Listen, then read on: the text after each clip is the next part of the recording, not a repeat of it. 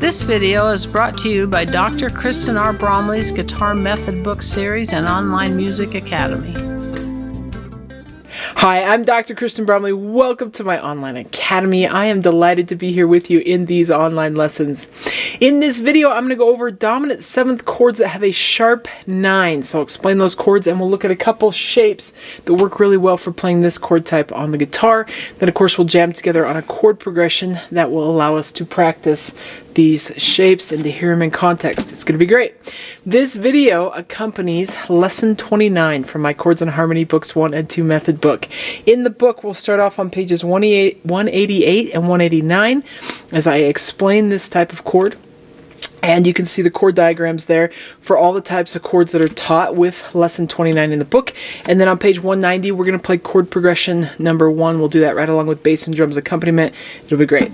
So, dominant seventh sharp 9 chords. These are dominant seventh chords. Dominant seventh chords, as we know, have the root, third, fifth, and flatted seventh. Though we've learned that sometimes the fifth needs to be omitted when we're adding these colors that happen higher, the upper extensions, as we call the 9th, 11th, and 13th. We've learned that sometimes the 5th won't actually be in the chord, but theoretically it's part of the chord, and if we have to omit it to play the voicing on the guitar, that's okay. But we've got our regular old dominant 7th chord, and now we are adding a sharp 9 to it. The sharp 9 is the same tone as the second step of the scale, augmented, so up a half step, 1 fret higher. So in the key of C, D is our natural 2, D sharp would be that augmented second, or that sharp 2, and we'll be doing that an octave higher, and we get a sharp 9 sound. So that's how those work in theory. You can see some examples of the chord symbols there on page 189. We're going to see the root and the 7 telling us this is a dominant 7th chord, and then we are going to see that +9 or sharp sign followed by the 9, something like that, telling us that the 9th needs to be played as a sharp 9. So let's look at these voicings here. On this, we've got a 6th string form and a 5th string form, which is our usual approach with this sort of thing. I'm going to demonstrate these right at the 5th or at the 6th fret on the 5th and 6th strings with these. So that means for the 6th string form we've got a B flat, and for the 5th string form we've got an E flat. So with the 6th string form I'll be demonstrating this as a B flat 7 sharp 9, and with the 5th string form an E flat 7 sharp 9. So with the 6th string form we're going to put our index finger on the root and middle finger same fret, 2 strings higher, so on the 4th string. Then the ring finger goes 1 fret higher on the 3rd string, and then we skip over that 2nd string, so we're going to mute it. We're going to catch that sharp 9 3 frets higher than the root up on the top string. So in B flat there on the guitar, I've got B flat 9, B flat 7 sharp 9, just like that. Let's look at the 5th string form. So I got my middle finger here and the root on the root, and then my index finger 1 fret lower on the next string, ring finger back in the same fret as the root on the 3rd string, and then pinky 1 fret higher than the root on the 2nd string. We don't play the top string, and we get a great E flat 7 sharp 9. Now you might notice, if you've been going through the lesson series, we learn about B flat 9 and E flat 9. We've learned those shapes before, and you'll see that the 9th is now just moved 1 fret higher from where it would be. So if I had a B flat 9, it'd be like that, and then B flat 7 sharp 9 is up there. E flat 9 is as such. E flat 7 sharp 9 goes to there. And you may just want to go back and forth between the 2 voicings, getting used to playing those.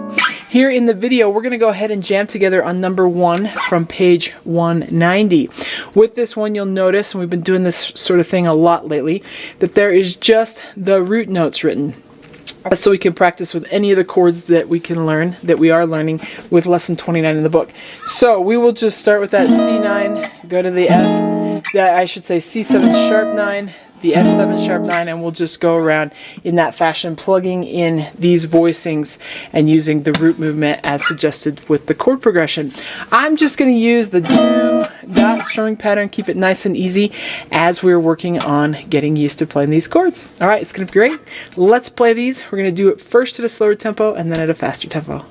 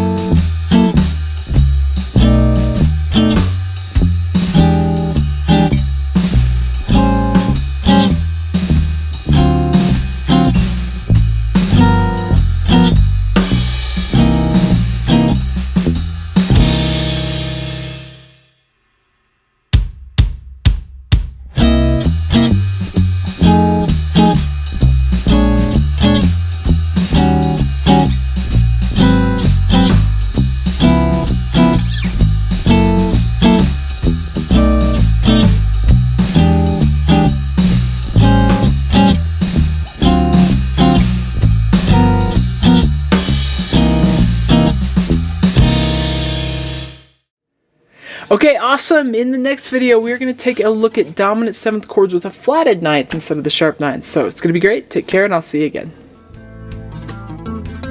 Thanks for watching this video. If you found it helpful, please hit the like button and subscribe to the channel. And be sure to check out more great content. You can find more information about me and my products at kristenbromley.com. Take care.